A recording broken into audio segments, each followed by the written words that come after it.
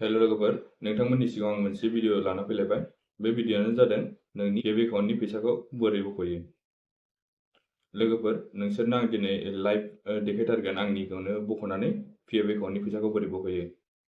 आसा खालामो नोंथांमोना भिडिअखौ जोबजासिम नायगोन होननानै आरो लोगोसे आंनि इउटिउब चेनेलखौबो साबस्क्राइब खालामगोन होननानै। दा बेनि थाखाय लोगोफोर मा खालामनांगोन नोङो फार्स्टआव ब्राउजाराव थां, क्रोम ब्राउजाराव थांनानै EPFOUAN टाइप खालामनानै सार्च खालाम लोगोफोर। सार्च खालामनाय लोगो लोगो बेबायदि इन्टारफेस फैगोन लोगोफोर। होमबा फार्स्टनि लिंकआव थुना हो। बेनि उनाव बेबायदि इन्टारफेस फैगोन लोगोफोर। होमबा अके खालामनानै गाहायथिं थां। गाहायथिं थांनानै ओमफ्राय नोंनि UAN नाम्बारखौ होबानो जाबाय। ओमफ्राय बेनियाव गाहायाव पासवर्डखौ होनानै केपचा होनानै साइन इन खालामना हो लोगोफोर। होमबा आं आंनि बेंक एकाउन्टनि नाम्बारखौ होनोसै, UAN नाम्बारखौ।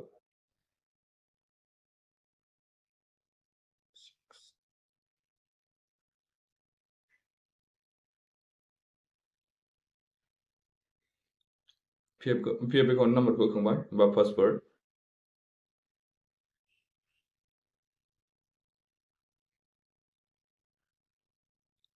बेनि उनाव केपचा।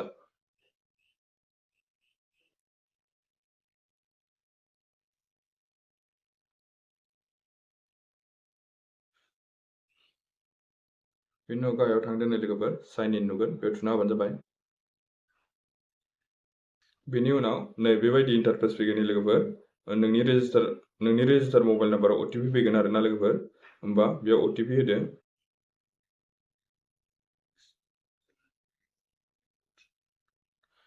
OTP होखांनायनि उनाव केपचा होबानो जाबाय।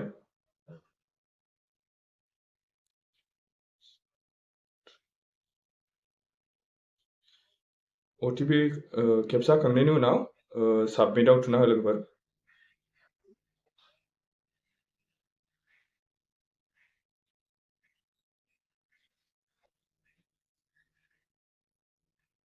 बेनि उनाव बेबायदि इन्टारफेस फैगोन लोगोफोर। होमबा बेयाव नैबे मोननै माबा फैगोन, बेखौ दानना हो।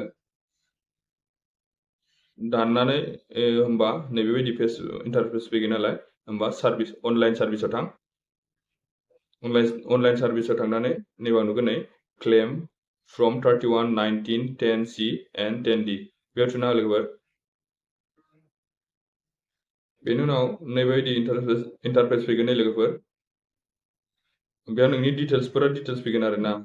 ओमफ्राय बेयाव बेंक एकाउन्ट नाम्बार, बेयाव नोंनि बेंक एकाउन्ट नाम्बारखौ होबानो जाबाय। नों जे एकाउन्टखौ PF एकाउन्टआव होदोंमोन बेखौ होबानो जाबाय।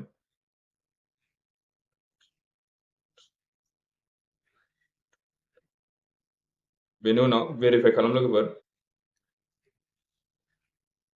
भेरिफाइ खालामखांनायनि उनाव बेबायदि मोनसे माबा फैगोन, इन्टारफेस फैगोन। होमबा बेयाव एग्री टू द टर्म्स एंड कंडीशन, बेनि गाहायाव नुगोन नै येस और नो। बेयाव होमबा येसआव थुना हो। येसआव थुखांनानै नै नों एकाउन्ट नाम्बार होनाया टिक मार्क जाबाय। होमबा बेनि गाहायाव थांदो, थांनानै प्रसिड टू अनलाइन क्लेम बेयाव थांनानै हो लोगोफोर। बेनि उनाव बेबायदि इन्टारफेस मोनसे फैबावगोन। बेयाव नोंनि मबाइल नाम्बार जेखौ नों PF एकाउन्टआव होदोंमोन, ओमफ्राय नोंनि UN नाम्बार नै, बेयाव नोंनि नाम, ओमफ्राय बाव नोंनि पान कार्ड नाम्बार, बेयाव गाहायाव नुगोन नै जयनिं डेटमोन, डेट अफ जयनिं, बे जयनिं date. I want to apply for बेयाव थुना हो लोगोफोर। बेयाव I want to apply for, बेयाव सेलेक्ट क्लेम अपसन बेयाव नुगोन, बेयाव थुना हो। थुनाय लोगो लोगो नैबाव नुगोन नै PF एडभान्स फर्म 31 बेयाव थुना हो लोगोफोर। बेयाव थुनाय लोगो लोगो बेबायदि फर्म फैगोन नै सेलेक्ट सार्भिस बेयाव थु। होमबा नों बबे नोंना PF एकाउन्टआ बबेयाव बानायनाय दं बेनि फुरा डिटेल्स फैगोन बेयाव। जेनेबा बबे कम्पानि आलदा आलदा बानायनाया PF एकाउन्टआबो आलदा आलदा जायो। एकाउन्ट मोनसेयानो जायो, खिन्थु बेयाव फैसा सोना होग्राया दस्रा दस्रा जायो नालाय। बेखौ मोनसे सेलेक्ट खालामदों, बबे एकाउन्टआव नोंनाव बांसिन फैसा दं बेखौ सेलेक्ट खालामनानै लाबानो जाबाय।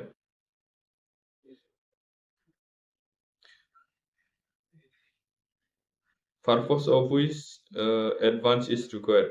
Purpose for which माने नोङो मानि थाखाय एडभान्स लानो नागिरदों, मानि थाखाय फैसा बख'नो नागिरदों, बेयाव मोनसे रिजन होनांगौ। होमबा मोनसे रिजन होनानै ला।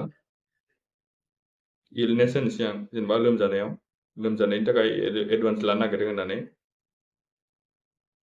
बेनि थाखाय बेसेबां एडभान्स नांगोन फैसाखौ होबानो जाबाय नोङो।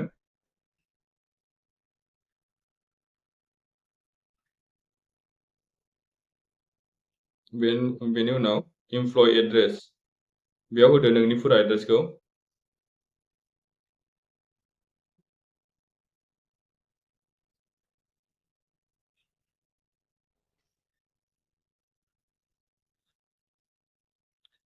बेयाव एड्रेसआ नोंनि आधार कार्डआव जि एड्रेस दं बेखौसो होनांगोन दे लोगोफोर।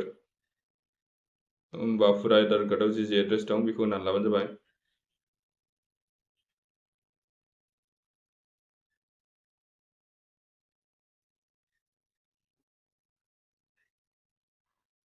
बेयाव नोंनि फुरा एड्रेस होखांनायनि उनाव होमबा गाहायाव थां, सेलेक्ट स्टेट नुगोन नै, नोंनि स्टेटखौ सेलेक्ट खालाम। आं आसामनि आरो बेनि गाहायाव सेलेक्ट डिस्ट्रिक्ट नुगोन, होमबा नों मा डिस्ट्रिक्ट बेखौ सेलेक्ट खालामनानै लाबानो जाबाय।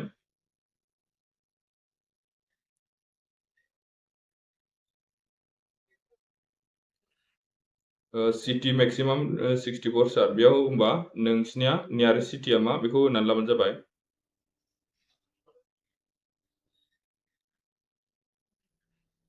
आं बङाइगावखौ होबाय नै, ओमफ्राय बेनि उनाव पिन कड हो।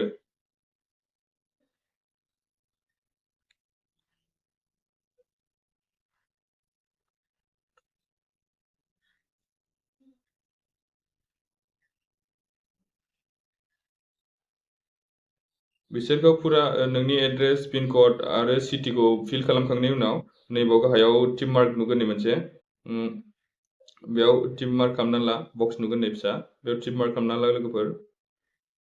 खालामखांनायनि उनाव नैबाव get Aadhaar card, get Aadhaar अटिपि बाव थुना हो लोगोफोर। होमबा अटिपि फैबाय नै नोंनि आधार कार्डआव थानाय रेजिस्टार मबाइल नाम्बाराव। होमबा नोंनि अटिपिखौ होदो। बेनि उनाव गाहायाव नुगोन नै validate OTP and submit claim form, बेयाव थुना हो लोगोफोर।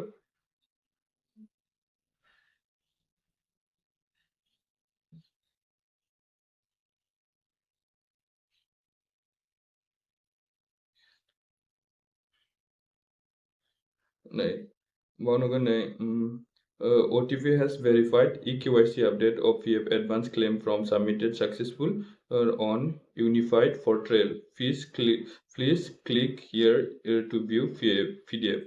माने आंनिया PF फैसानि थाखाय एप्लाइ खालामनाया जाबाय होननानै बेयाव देखायबाय लोगोफोर। नोङो बेखौ PDF नायनोबो हायो, फर्म फिलआप खालामनायखौ नोंनिखौ।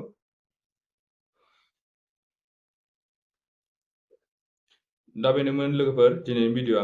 जुदि नोंथांमोना भिडिअ'खौ नायनानै मोजां मोनदोंबा लाइक, कमेन्ट, शेयार खालाम आरो इउटुब चेनेलखौ साबस्क्राइब खालामनानै दाबाव लोगोफोर। नोंथांमोना नायल', साबस्क्राइब खालामा।